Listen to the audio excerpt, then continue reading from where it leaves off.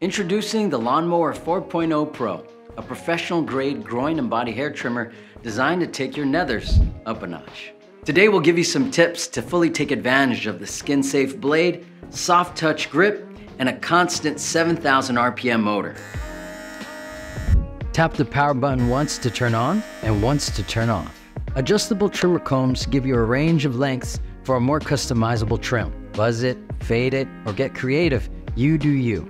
To attach a comb, slide it over the front of the trimmer with notches sliding into the grooves on the sides. Adjust the length by moving notches up or down.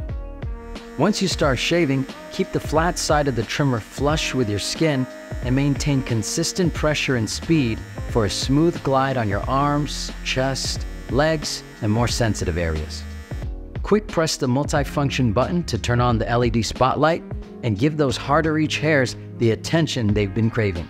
It's also waterproof, so you can get this beauty wet if you want and easily rinse off your device after a trim. Shake it off and let air dry before recharging.